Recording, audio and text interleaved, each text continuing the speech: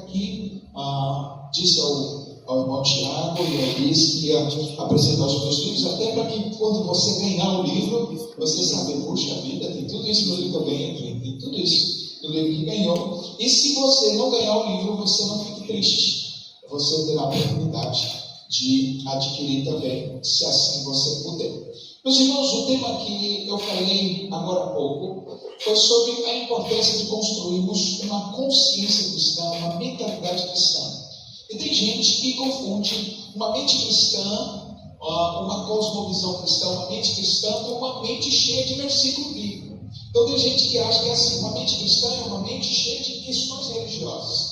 Não, uma mente cristã é uma mente que é forjada pela palavra de Deus e que nos permite enxergar a realidade a partir do princípio bíblico. De maneira que eu enxergo a família com uma mente bíblica, eu enxergo a sociedade com uma mente bíblica, eu enxergo o trabalho com uma mente bíblica, eu enxergo a vida com a lente do Evangelho. Isso é uma mentalidade bíblica, uma mente bíblica. E diz que quando nós nos convertemos, 4 dádivas Deus nos concede. Deus nos concede uma mente renovada, Deus nos concede o seu Espírito Santo, a palavra de Deus que é o guia, e Deus nos coloca numa comunidade, que é uma família espiritual, para a gente crescer e desenvolver. Essa segunda parte, eu vou falar sobre a importância de termos a Bíblia como manual das nossas casas, das nossas famílias. E isso é importante, já de imediato. Pode passar, minha irmã, para o próximo. O texto que eu quero usar como base é Mateus capítulo 7, verso 24 a 25. E o texto diz: portanto, escute, palavras de Jesus dentro do Sermão do Monte. Portanto, quem ouve estas minhas palavras e as pratica, portanto, não basta apenas ouvir as palavras. Quem ouve e as pratica é semelhante ao homem prudente que construiu a sua casa sobre a rocha, fundamento firme. Aí vieram as chuvas, transbordaram os rios, sopraram os ventos e deram contra esta casa, mas ela não caiu, porque tinha alicerces na rocha. Verso 25.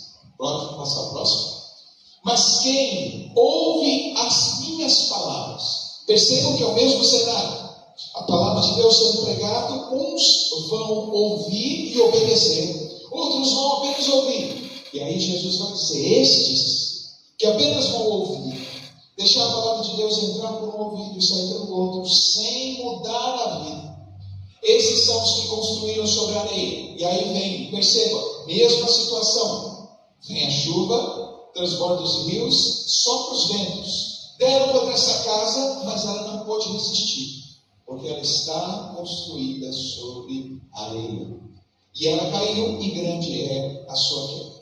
Segundo Jesus, as casas são as mesmas, as dificuldades são as mesmas, porém o resultado e o desfecho são diferentes.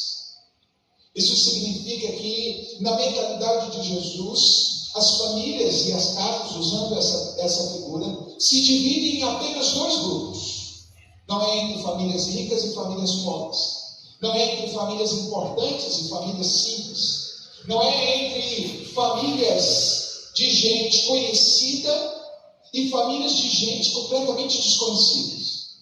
Não é família de gente humilde e família de gente sofisticada.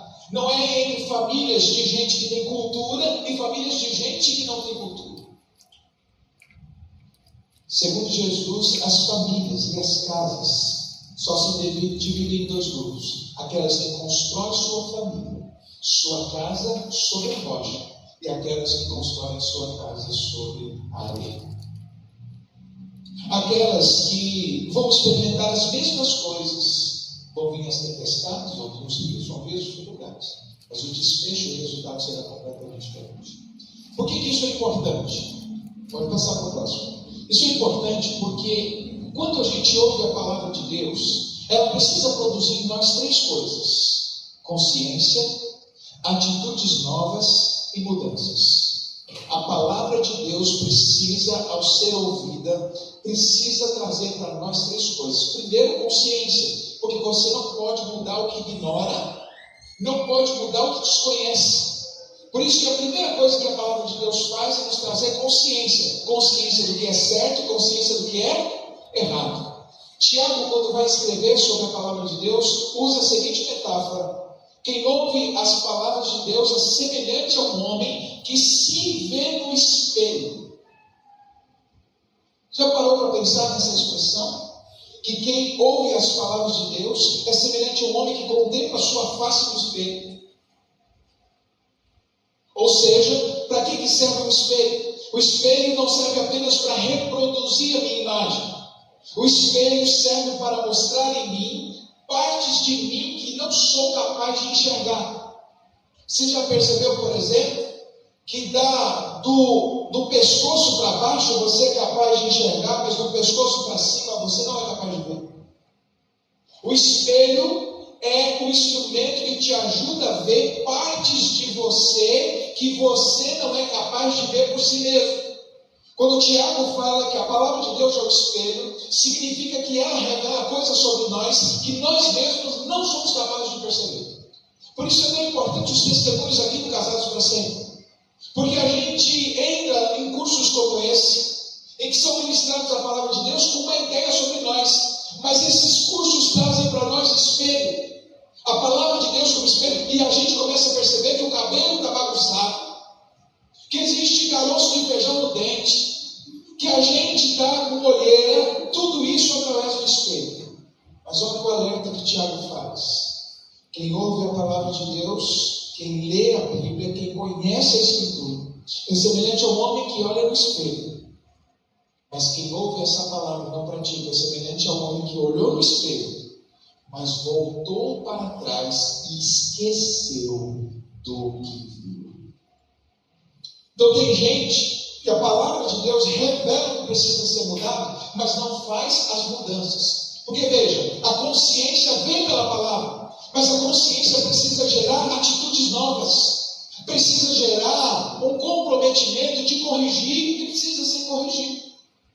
Porque de que adianta você olhar para o espelho e perceber que o seu cabelo está bagunçado se você não arrumar?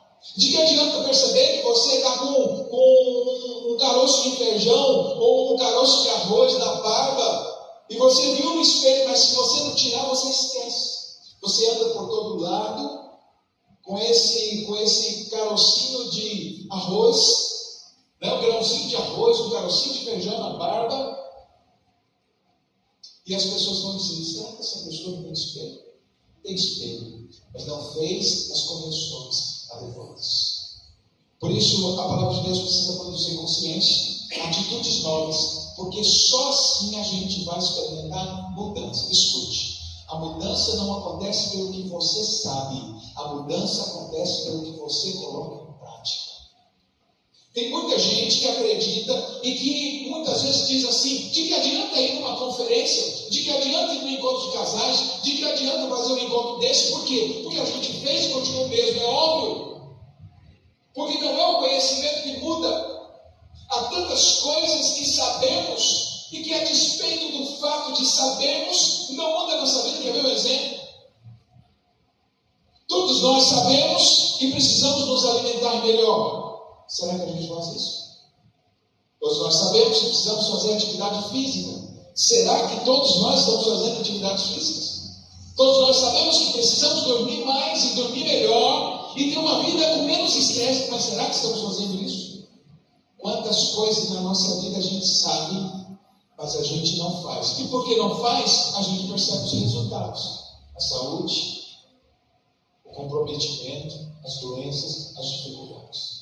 Portanto, toda vez que a palavra de Deus é ministrada, ela não pode trazer só consciência. Ela precisa trazer atitudes novas, e são as atitudes que vão gerar as mudanças.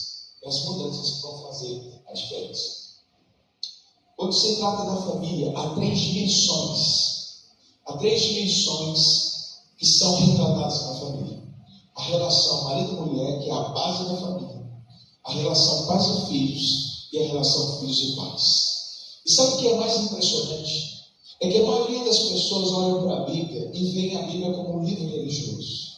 Veem a Bíblia apenas como um livro que fala de questões espirituais. A Bíblia não é um livro religioso. A Bíblia é um manual de vida e, principalmente, a Bíblia é um manual de família.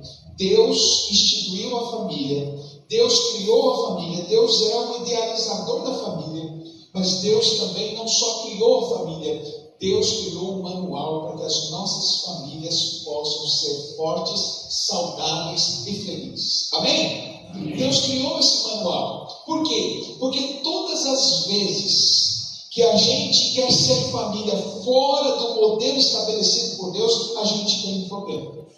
Porque o Deus que criou a família, criou o trilho pelo qual a família deveria caminhar. E todas as vezes que a gente quebra o princípio do Criador da família, a gente passa a não experimentar os benefícios e mais, a gente condena a nossa família a ter problemas. Imagine você talvez seja também como eu, um pouco ansioso. Quando compro um aparelho, por exemplo, poucas vezes, eu não sei você, mas poucas vezes eu tive paciência de ler o manual. Eu costumo comprar um aparelho, alguma coisa, e já vou fuçando e já vou mexendo. Quantos aparelhos eu já estraguei, porque eu liguei na tomada sem perceber, e aí vem um aviso: esse aparelho não pode ser ligado com 220. E eu fui lá e... O manual é feito pelo criador do aparelho para impedir o mau uso do aparelho que pode condenar aquele aparelho. Às vezes criar danos reversíveis e às vezes criar danos irreversíveis. Quando se trata de família, quem é o criador da família? Deus. Se Deus é o criador da família, só Ele tem autoridade para dizer como uma família é e como ela deve funcionar. Portanto, a gente passa e vive num tempo em que a gente quer ser família ouvindo as culturas deste mundo, ouvindo as vozes deste mundo.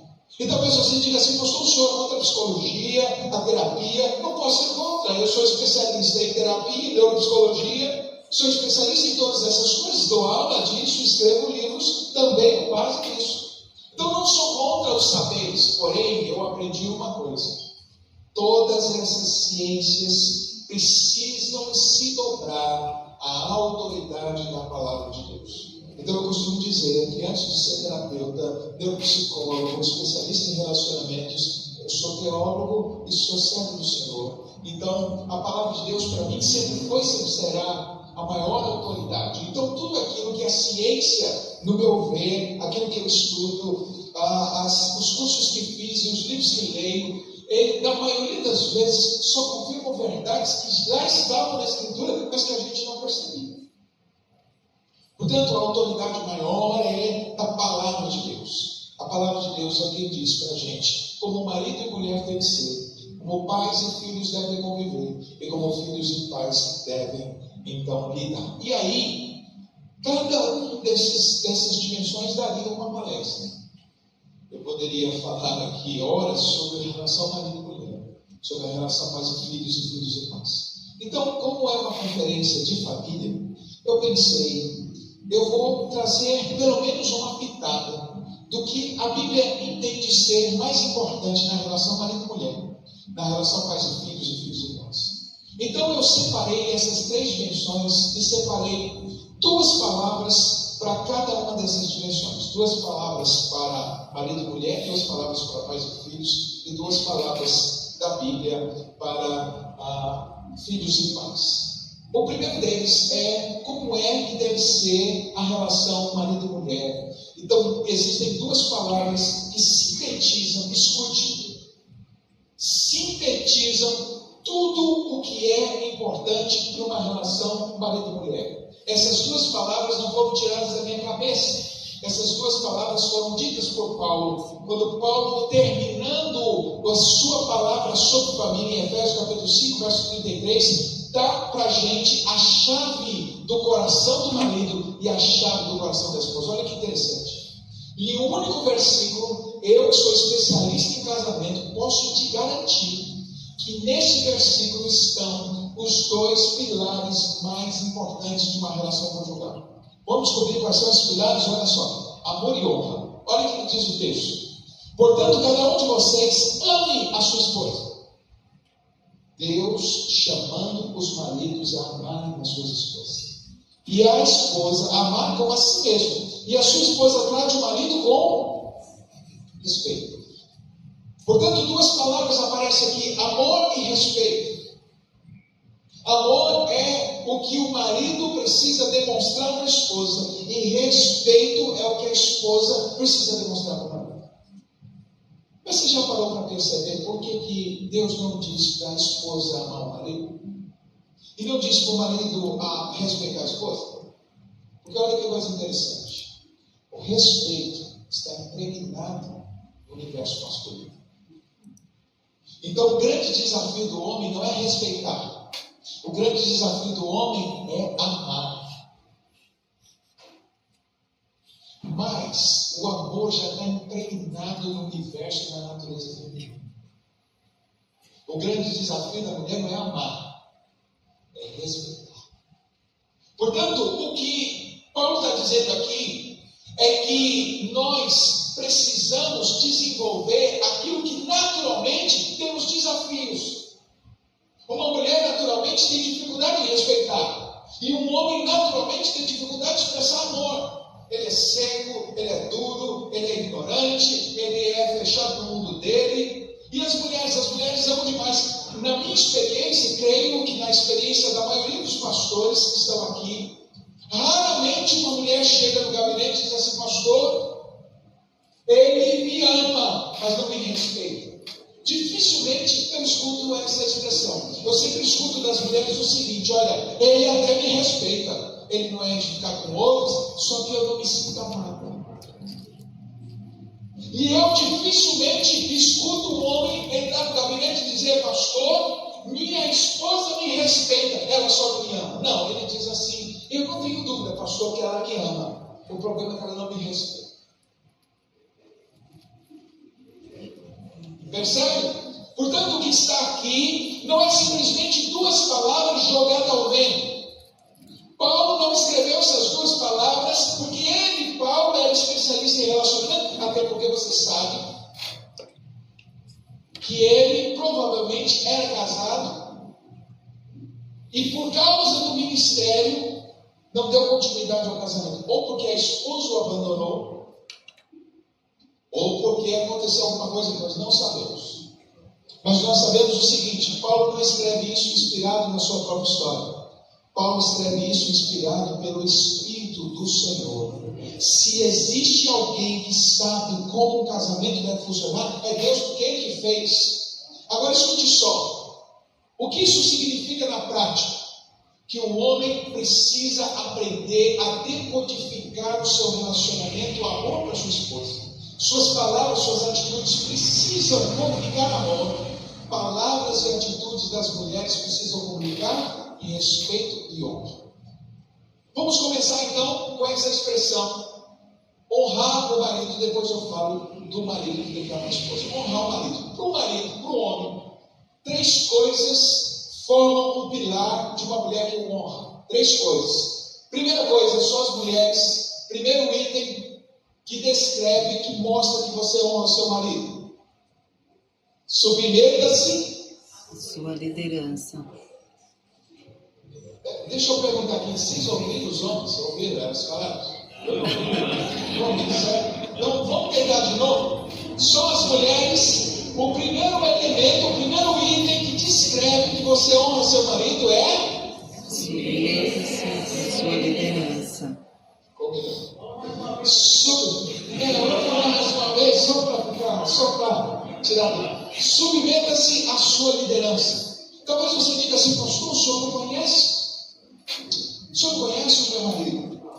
Meu marido, ele tem dificuldade de tomar decisão, ele tem dificuldade de liderar. Se deixar na mão dele, a coisa não vai. Por isso que eu estou na frente. Escute, eu não condeno você que assume a liderança da casa. Eu entendo. E talvez a postura do seu marido explique, mas não justifique. Porque tem coisas que a gente explica, mas tem coisas que a gente não pode justificar. Sabe por que eu digo isso? Porque escute. Se você quer entender como um homem de verdade funciona, é só ver como Deus o criou. Quando Deus criou o homem, Deus deu uma ordem muito clara para ele. Ao criar o homem, domine ele sobre as aves dos céus, sobre os animais da terra e sobre os peixes do mar. Primeira necessidade e característica do homem criado por Deus, a capacidade de liderar.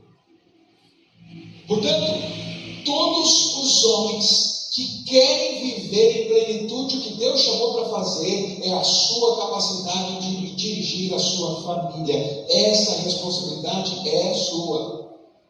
Isso não significa que a mulher não vai lhe auxiliar, não vai lhe ajudar e não vai tornar essa tarefa mais fácil, porque ela é aquela que Deus criou para te ajudar nessa liderança, mas não para usurpar a liderança, por uma razão muito simples.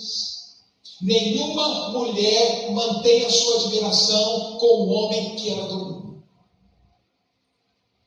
Toda mulher que assume a frente da casa vai experimentar uma decepção muito grande com o homem que escolheu. Sabe por quê? Porque a paixão, o amor e a admiração de uma mulher está atrelada à capacidade que esse homem tem de protegê-la, de guardá-la e de orientar. Portanto, quando você assume a cadeira da liderança, e aí eu não te condeno, porque você só sentou nessa cadeira porque ela estava vazia. Aquele que deveria estar sentado lá não está. Só que qual era ou qual deveria ter sido a sua atitude? Não é sentar na cadeira da liderança. É fazer o que Deus te chamou para fazer. Ser aquela que vai ajudar o seu marido a cumprir a missão que Deus lhe confiou. Então, ao invés de sentar na cadeira da liderança, eu vou usar o meu talento, a minha inteligência, a minha sabedoria, meu poder de persuasão para fortalecer, porque esse homem não veio líder de casa, mas aqui ele vai se tornar um líder. Isso aí.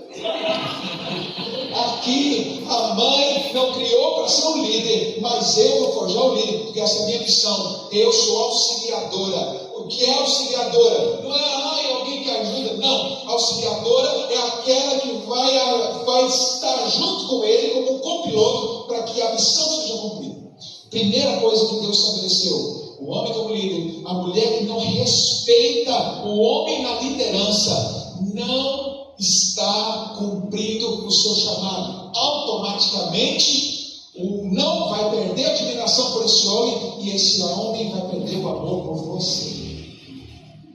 Olha que coisa interessante. A Bíblia diz, olha que texto incrível. A Bíblia diz que a mulher é a coroa do seu marido. É forte. A mulher é a coroa do seu marido. Agora eu pergunto para as mulheres que estão aqui. Uma coroa serve para quê? A coroa, escute, olha só. A coroa é um instrumento que transforma um homem comum num nobre. A sua missão é pegar um homem comum e transformar ele com a ajuda do Espírito Santo e a sabedoria que Deus te dá num nobre, a ponto desse homem se sentir honrado e respeitado.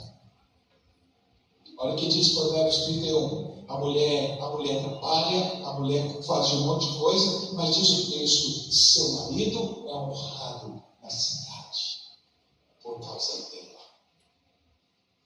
Ela não chama atenção para si, ela não usurpa o lugar dele, ela o promove, ela o abençoa, ela o coloca na posição que Deus o chamou para estar. Portanto, você quer consertar o seu casamento? Comece com isso. Submeta-se à liderança. Agora você olha assim e pensa assim: puxa, mas Deus é interessante, né? Deus colocou o homem para liderar em casa. Então Deus deu mais privilégio para o homem? Para pensar. Toda liderança dada por Deus é para servir aqueles a quem você lidera. Quer ver um exemplo? Isso é tão forte que se você pegar qualquer cargo Pega, por exemplo, um presidente do país, um presidente da República. Se esse presidente da República ele está no cargo mais alto de liderança do país, sim ou não? Sim. Mas se esse presidente sentar na cadeira da presidência e tudo que ele fizer for servir a si mesmo, o que vai acontecer com ele? Como ele é visto? Como um bom presidente ou como um corrupto? Como um corrupto. E por que ele é visto como corrupto? Porque ele está usando do seu cargo e da sua liderança para servir a si mesmo. Todos os grandes líderes são aqueles que usam a cadeira da liderança para servir aqueles a quem lideram. Quando Deus colocou o homem na cargo da liderança, não foi para que ele se sentisse um rei. Me sirva, lava os meus pés, faça comida, faça tudo que eu quero. Deus nos colocou no cargo da liderança para a gente servir as nossas mulheres. Portanto, quem colocou o homem na liderança não foi pensando nele, homem, foi pensando no que ele pode produzir em termos de bênção para as mulheres com quem ele convive.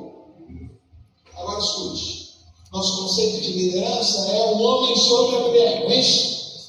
Aqui, Deus sobre o homem sobre a mulher. O conceito bíblico de liderança não é o homem sobre, acima da mulher, é o homem à frente.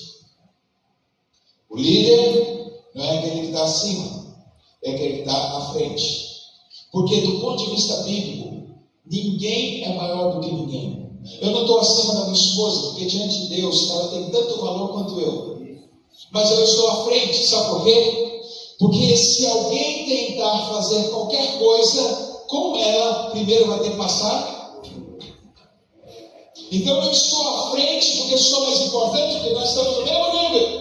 Eu estou à frente porque é minha tarefa proteger, guardar, liderar, conduzir e abençoar a minha esposa. E se tiver que acontecer alguma coisa, vai acontecer comigo, porque o texto diz que quem ama sua mulher é como Cristo, que é capaz de dar a vida pela sua esposa. Então, se você se sente rejeitada, se sente preterida pelo texto bíblico, porque Deus colocou o homem na liderança, você não sabe o que está falando.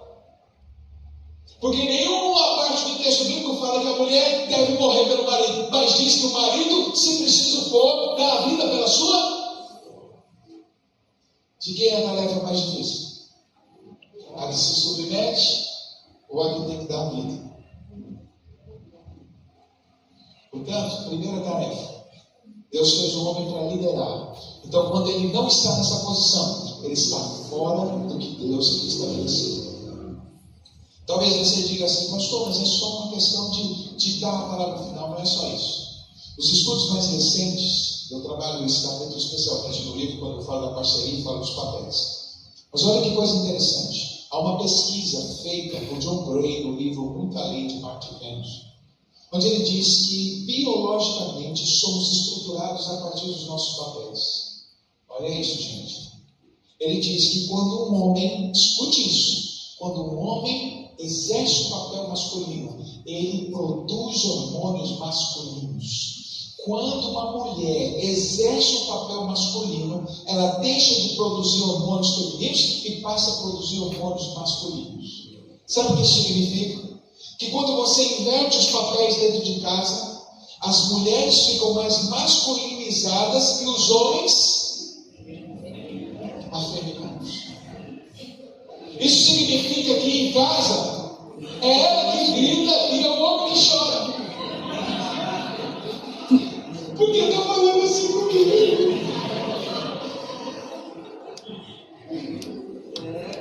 Agora, você acha que essa alteração biológica e hormonal é por acaso? Não.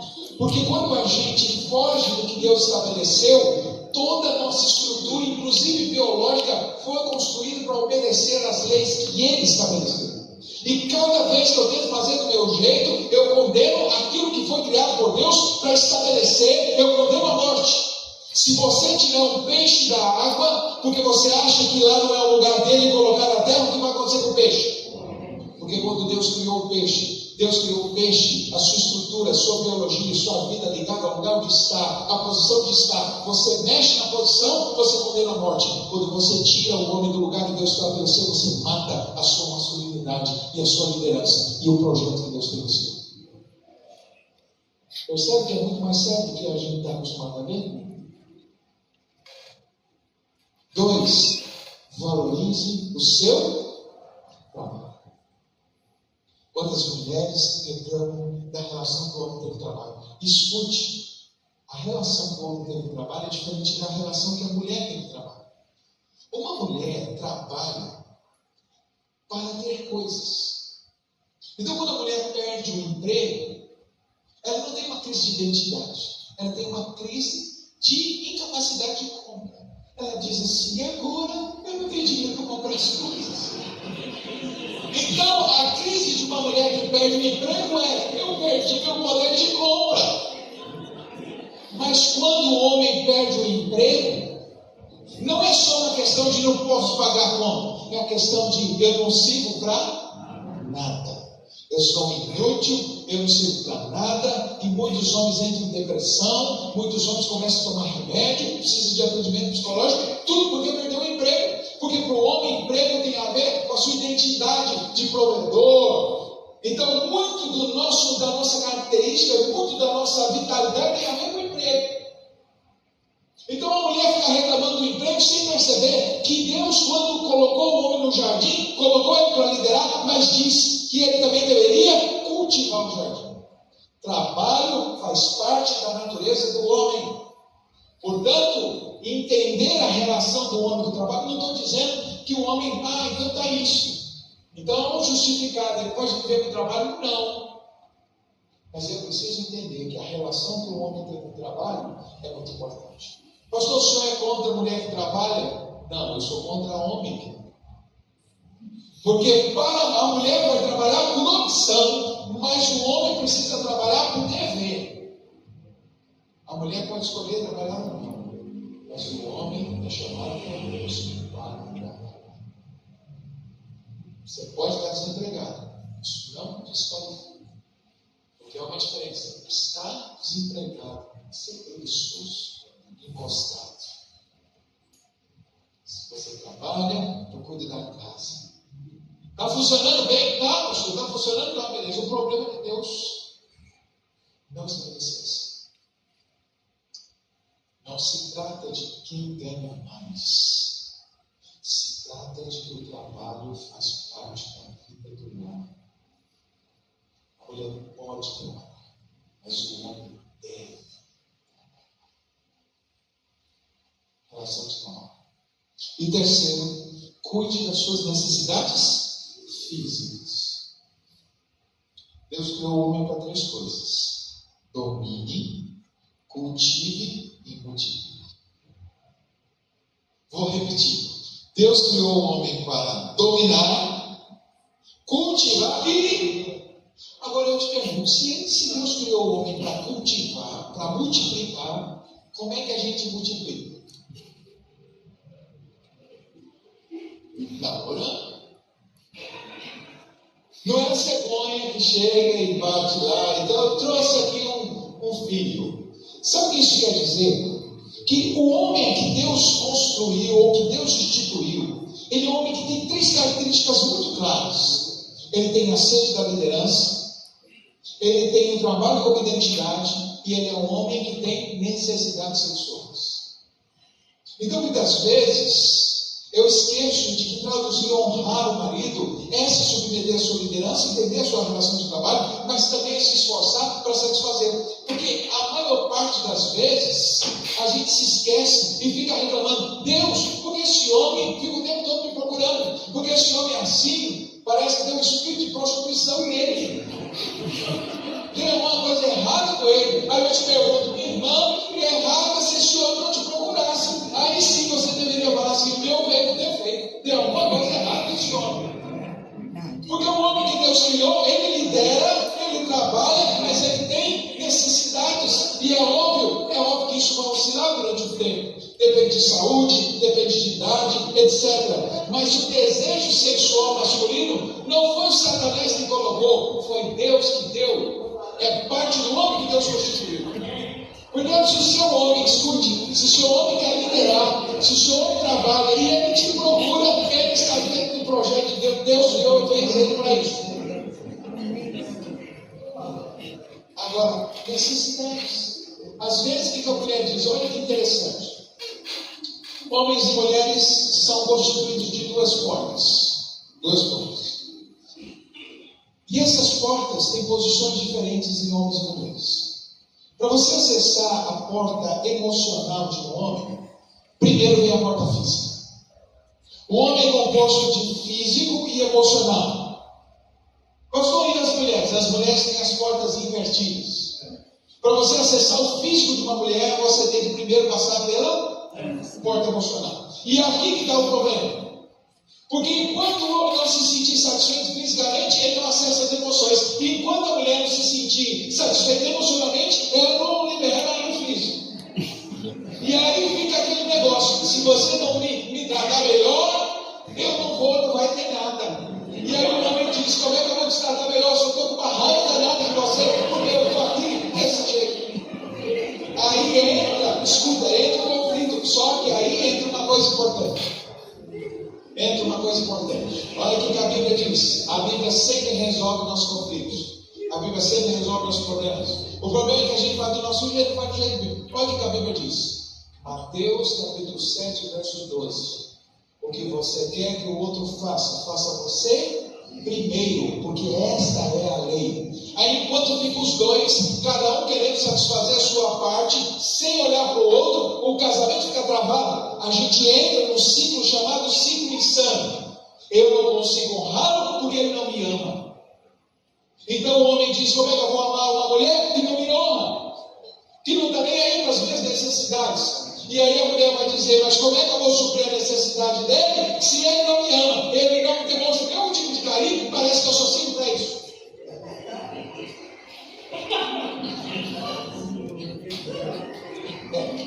Posso dizer, propriedade, sou terapeuta de casais, eu com isso também. Escute, como é que eu resolvo isso? Eu resolvo isso pensando não no que o outro tem para me oferecer, mas no meu papel diante de Deus. Sabe por quê? Como é que a gente resolve isso? Olha o que a Bíblia ensina. Um dia, homens e mulheres estarão diante de Deus. E aí eu pergunto: você é esposa e ele é seu marido. Quando eu estiver diante de Jesus, eu não vou justificar e nem vou falar da esposa que tive. Vou falar do marido que eu. E Deus vai querer saber porque eu não amei a minha esposa.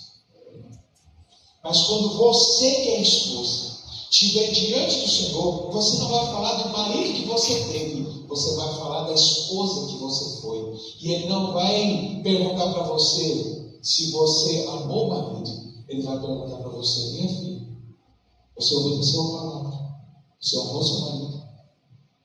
Perceba que enquanto a gente justifica a nossa desobediência com a satisfação, nós nunca teremos o resultado, porque não somos obedientes no processo.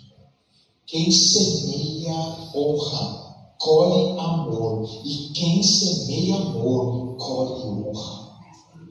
Então qual é o ensino da palavra de Deus? Se ele não consegue me amar, ele vai se ver com Deus porque ele não está cumprindo a parte dele. Mas a parte dele que ele não está cumprindo não é motivo para eu não cumprir a minha parte, porque eu vou responder da minha parte diante de Deus. Sabe o que isso significa? Que quando eu resolvo fazer a minha parte, eu saio. Porque existem 3 ciclos possíveis. Quantos ciclos? 3. O primeiro ciclo é o insano. Ela não me respeita, eu não a amo. Eu não respeito porque não me ama. Eu não a amo porque ela não me respeita. É o ciclo insano. Eu não faço porque o outro não faz. Aí tem o segundo ciclo, que é o ciclo recompensador. É o ciclo energético. O que é o ciclo energético? Eu amo, ela me honra. Então, o que move a honrá-lo porque Ele me ama. Ou seja, é o ciclo da troca. Eu dou, mas eu recebo. É joia. Não precisa de esforço. Mas existe o terceiro ciclo, que não é nem o insano, escute, nem é o insano, nem é o energético recompensador. Sabe qual é o terceiro? É o ciclo da graça. Eu vou amá-la, ainda que ela não me honre. E eu vou honrá-lo, ainda que agora, nesse momento, não receba amor. Sabe por quê? Porque eu vou fazer isso não por causa dele. Eu vou fazer isso como um ato de obediência e fé. Obediência porque foi o Senhor que me mandou. E Ele é o Senhor sobre a minha vida. E fé, porque eu sei que se eu fizer do jeito dele, Ele estará comigo. Porque se eu caminhar no caminho dele, Ele estará comigo. E se Deus estiver comigo, as coisas vão mudar nessa casa. Porque se o Senhor é por nós,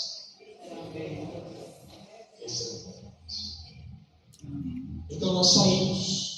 O grande trunfo de um casamento sujo, quando eu não entendo, saio do ciclo insano e não vivo no ciclo energético, porque o ciclo da recompensa qualquer pessoa faz. Quem não é crente, se chegar, vocês vivem bem, vivem. Por quê? Porque ele me ama e eu respeito.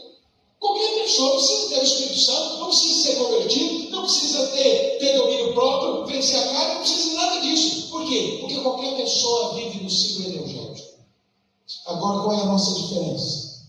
É que a gente vive no ciclo da graça. Eu não faço porque o outro me dá, eu faço porque o meu Senhor me chamou para fazer. Eu não vou prestar conta a Ele, eu vou prestar conta a Deus. Ele é beneficiado, mas é o Senhor que me chamou para viver assim. Então eu não vou mudar por causa dele. Até porque eu vou prestar contas a Deus. De quem sou, de quem eu me tornei. Ninguém vai dizer, pastor, não foi um bom cristão por causa do pastor que tive.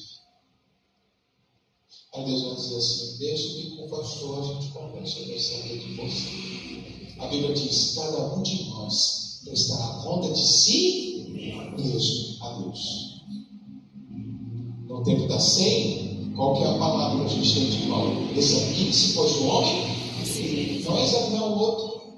Não sei se meu marido deve tomar ou não. Não, é eu. Examine-se, pois o homem em si mesmo. E então, coma do pão, beba do cálice. Para as mulheres não ficarem chateadas comigo, põe a próxima. Agora chegou o momento que agora os homens vão dizer: amar a sua esposa está baseado em 4 passos. Primeiro passo são os homens. Deus te chamou para liderar, mas é liderar com amor. Sabe o que significa liderar com amor? Proteger, guardar, prover, liderar com amor. Sua esposa não pode ter a sensação de que está sendo conduzido por um tirano, por um ditador, mas por um líder amoroso. Qual é a dificuldade que uma mulher tem de se submeter a uma liderança em amor? Nenhuma. Se eu percebo que esse homem, que é o melhor da minha família, que é o melhor de mim, me ama, cuida de mim, qual é a razão pela qual eu não me submeto? O problema é que a nossa liderança masculina, ela precisa ser, primeiro, ela precisa ser teocrática. O Senhor lidera sobre mim, e com base nessa liderança eu lidero minha esposa. Então eu não lidero minha esposa com o que eu acho ser certo ou errado. Eu lidero minha esposa com a direção do Senhor. Então, primeiro, a liderança é teocrática. Segundo, a liderança é democrática. Porque eu não lidero sozinho. O líder, o homem que não escuta sua esposa, ele não é um bom líder, ele é um tolo. Porque Deus a colocou ali justamente para ajudá-lo na liderança, para ajudá-lo a conduzir. Você ter a última palavra não significa você ter a única palavra. Vou repetir. Ter a última palavra não é a mesma coisa que ter a única palavra. Ser líder não é ter a única palavra, é ter a... Última palavra.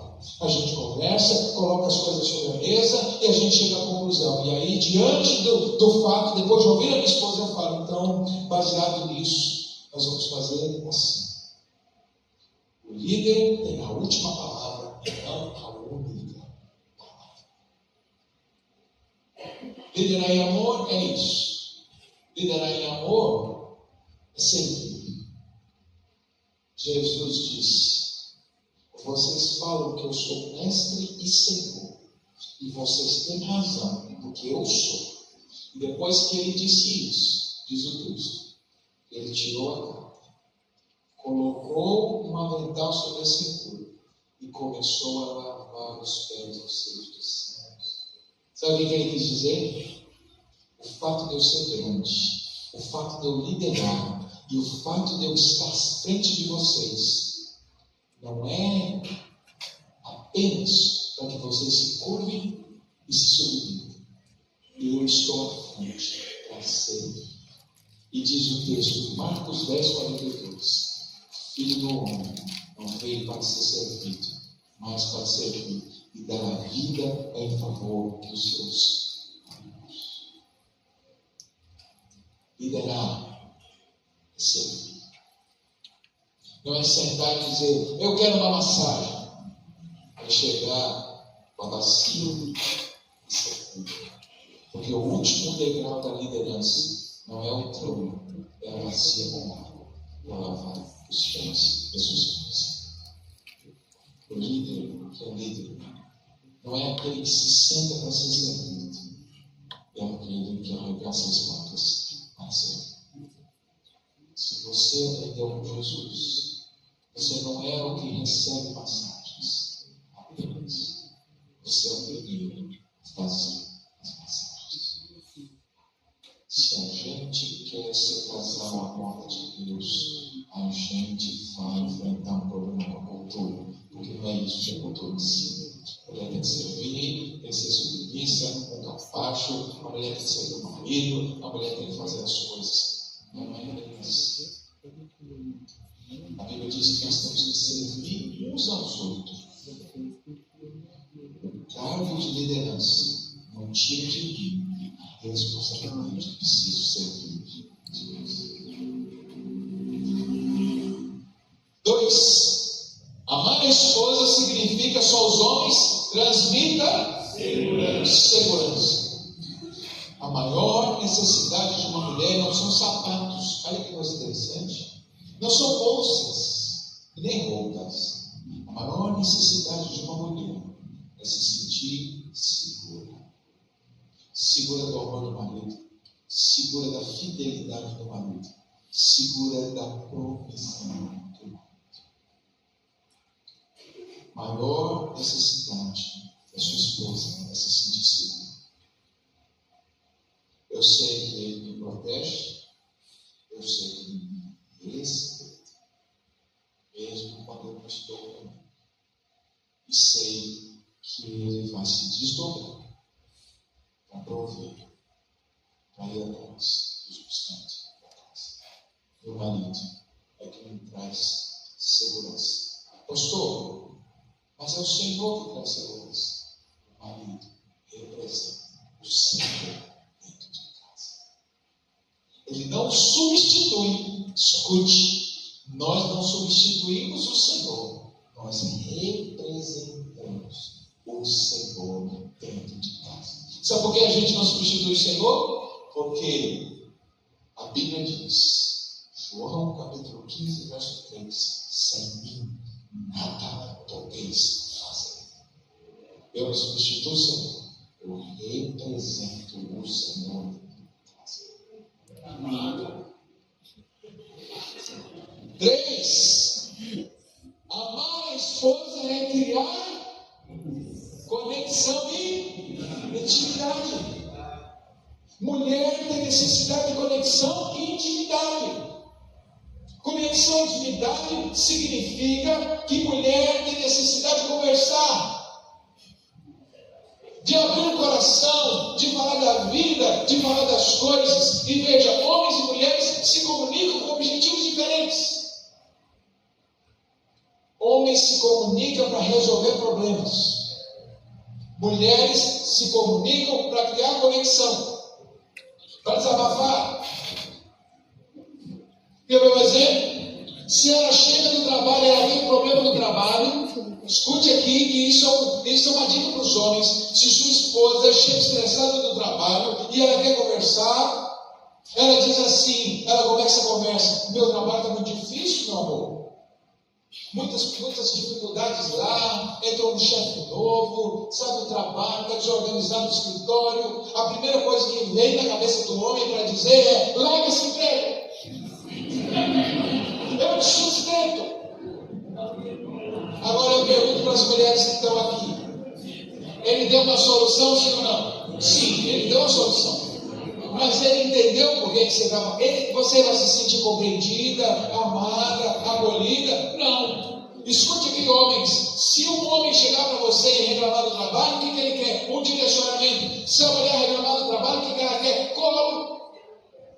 Ela quer que no final você diga assim: tadinha, por que estão te tratando desse jeito? Onde já se viu? O que mais está acontecendo lá? Amor, e outra, eu não estou sendo usado nas minhas capacidades, sabe? Eu não me sinto aproveitado. É mesmo? Não sabe o que estão perdendo. Não sabe que uma mulher tem capacidade como você. Como assim? Pastor, e quando é que eu dou solução? Quando ela pedir. E só quando ela pedir. E se ela... Já vi duas mulheres conversando, o dia inteiro conversando, aí você diz assim: você contou aquele problema para ela? Contei. E o que ela falou? Ela falou dos problemas dela. E o que você falou para ela? Eu acolhi, dei um abraço e disse: como você é amiga? Como assim? Não houve solução? Você não deu os 3 passos? Não falou que a pessoa... Porque o homem é assim. Você chega para o homem, eu converso de 2 homens. Estou com problema de trabalho. Rapaz, eu me dá um problema. Manda seu currículo para mim. Que isso? Vamos testar. Com o seu currículo, a gente arruma outro emprego. E o cara se sente o quê? Respeitado, acolhido. Ele fala: caramba, esse cara é amigo para chuchu. Vai fazer isso com 2 amigos, acaba a amizade. Mulheres, então, porque mulheres têm a conexão. Agora eu pergunto para os homens. Homens, a gente escuta com os ouvidos ou com os olhos? Com os ouvidos. É isso que os homens dizem, mas as mulheres dizem: por que você não presta atenção no que eu falo? A pessoa fala: estou ouvindo. Não é ouvir, é olhar. Para a mulher, ouvir não tem a ver com ouvido. Ouvir tem a ver com conexão, com olhar. Porque a mulher tem dificuldade de conversar com você se não olha no rosto.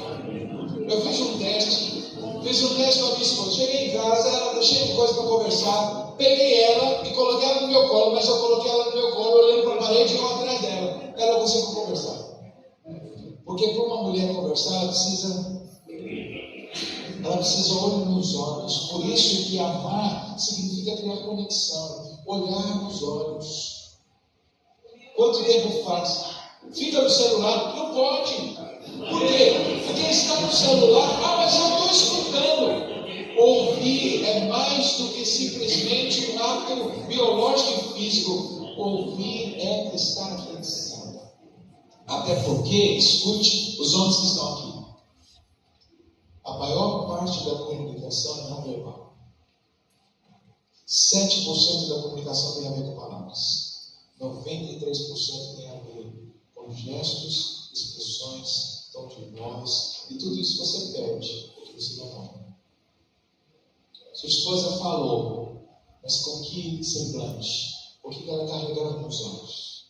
Todo mundo nota que sua esposa está triste há muitos dias, mas você é incapaz de ver, porque não olha no olho e na face da sua esposa. Amar significa criar conexão. Agora você entende porque é um desafio? É fácil para o homem? Não. Por isso que a Bíblia diz que o homem precisa amar, porque não é fácil. O homem não vem por natureza com essas inclinações. São habilidades que ele precisa aprender. E casamento é um lugar de aprender. Da mesma forma, as mulheres, na ânsia de resolver, passam por cima dos seus maridos. E por fim, mulher se sente amada quando ela percebe que você é comprometido com a família. Quanto tempo eu tenho? Está tão bom que a Elisânia não está nem olhando para o relógio. Nem se lado, nem se já acabou, olha aí. Acabou. Ó, 20:43, eu prometo que 21, eu sei. Pode ser 21? Não, 20:43. Então 25, tá bom? Mais 5 minutos. 5 minutos eu sei. Controla aí, porque até eu não estava nem prestando atenção. Que bênção. Joia? Então mais 5 minutos. Aliás, posso, meus irmãos, mais 5 minutos? Quem concorda aqui? 5, 10, 15, 20, mais uma hora. Joia? Veja. Então, eu encerro aqui. Não vai dar para falar, outro dia eu falo de pais e filhos e pais, tá bom? Então veja, nesse sistema, qual que é a grande questão? A grande questão é eu entender que Deus me chamou para fazer a minha parte. Qual é a parte da esposa? Honrar o marido, respeitar o marido. Qual é a parte do marido? Amar a esposa.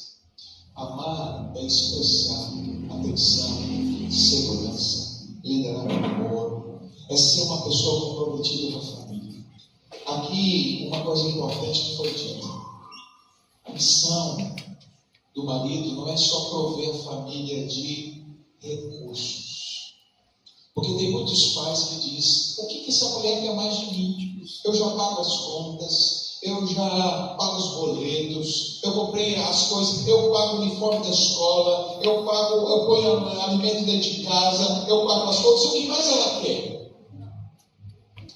Estar comprometido com a família significa saber que meus filhos e a minha esposa não precisam só de comida. E escute os maridos que estão aqui: comida, na grande maioria das vezes, com rara exceção, comida e vestes em casa, ela tinha na casa do pai dela.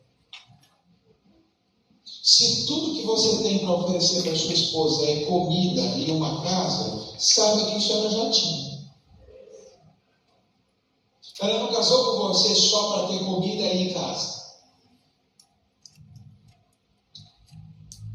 Ela casou com você porque comida e casa ela tinha na casa do pai dela. Mas afeto, conjugalidade, prazer sexual, cumplicidade, uma vida juntos, ela só pode ter com o pai. Não pode ter com o pai, não pode ter com a mãe. Então ela casou não só para a provisão das necessidades básicas, mas em busca de algo que ela não tinha em casa. Casamento é um lugar onde fornecemos à esposa aquilo que o pai e a mãe não têm condições de oferecer. Portanto, se condicionar apenas no básico, o filho não precisa só de material escolar, de uniforme. Sabe o que ele precisa? Ele precisa de afeto, de abraço, de palavras de incentivo, porque a missão do pai é trazer direção, correção, construir firmeza. A mãe tem a capacidade de produzir e de amar, e o homem participa também amando, mas sobretudo dando direção. É papel dos dois. Então é papel do marido participar da criação dos filhos. É papel do marido estar presente. Eu preciso conversar. Então conversa você, não, conversa nós dois. Porque quando foi fazer o filho, foram nós dois, e somos nós dois que vamos resolver. Casamento é um lugar onde os dois se tornaram um, e essa divisão ou essa união é indivisível. Nós não nos tornamos dois apenas na cama. Nós somos dois que se tornou um na cama, fora da cama, na criação dos filhos, na vida. Parceria indissolúvel. Portanto, liderar, amar a esposa, é estar comprometido com a família. Quantos homens, em busca do seu lazer, deixam seus filhos, sua esposa, sua casa, se preocupa apenas consigo. E quando questionado diz: eu não sou como esses vagabundos que não trabalham. Se você quer se comparar, que eu não recomendo, mas se você quer se comparar, não se compara com quem não trabalha. Por que você se compara com quem está abaixo se compara com quem trabalha e ainda assim trata bem a esposa, cuida do marido, é um servo dedicado. Por que você não se compara com essas pessoas? A gente é muito interessante quando a gente vai se comparar. A gente se compara sempre com a pior espécie de homem. Por que você não se compara com a melhor espécie de homem? E mais, você sabia que o seu molde e a sua referência não é nenhum homem, não. Sabe quem é a sua referência, maridos que estão aqui? É Cristo. Então eu não posso olhar para um homem, eu não posso olhar para o Tiago e falar assim, sabe de uma coisa? Meu chamado é ser como o Tiago, não. O chamado de Tiago, meu chamado é ser como Cristo. Então, ele não é só o Deus perfeito que se encarnou. Ele não é só a expressão perfeita de quem Deus é. Ele também é a expressão perfeita de quem o homem deveria ser. Então, escute, os maridos que estão aqui. Minha referência não é com o vagabundo que fica no bar bebendo. Minha referência de marido é ser como Cristo. Aquele que ama, aquele que cuida, aquele que deu a vida. Agora, eu termino com uma frase muito interessante do livro Amor e Respeito, do Kevin Newman. Ele diz assim, sintetizando o pensamento bíblico, ele diz, resumindo tudo que foi tratado no livro, ele termina o livro da seguinte forma: esposas, respeitem os seus maridos. E ele termina, maridos, sejam dignos do respeito das suas esposas. Esposas, sejam dignas do amor de seus maridos. E maridos, sejam dignos do respeito de suas esposas. Não adianta só exigir. Seja submissa. Tem que ser digno desse respeito. E ele diz mais, mas se isso não acontecer, talvez seu marido não seja digno do seu respeito, mas o Senhor que te chamou, Ele é digno de sua obediência. Talvez a sua esposa não seja digna do seu amor, mas o Senhor que te chamou é digno da sua obediência. Quando a gente para de olhar e enxergar o casamento apenas pensando em nós e coloca o foco em Deus, fica diferente. Talvez você diga assim, pastor, tudo bem, mas isso é tão difícil, isso é tão complicado, é tão desafiador. Mas você acha mesmo que Deus ia dar só a exigência? Que Deus ia dar só a missão? O mesmo Deus, escute e serve com isso. O mesmo Deus que deu a missão de amar e de respeitar. É o mesmo Deus que derramou a graça capacitadora para a gente viver o que Ele nos chamou para viver. De maneira que nada do que Deus nos chamou para fazer, Ele vai deixar a gente sem capacitação para fazer. Porque o Deus que te chama também capacita. Que o Senhor abençoe sua família. Amém?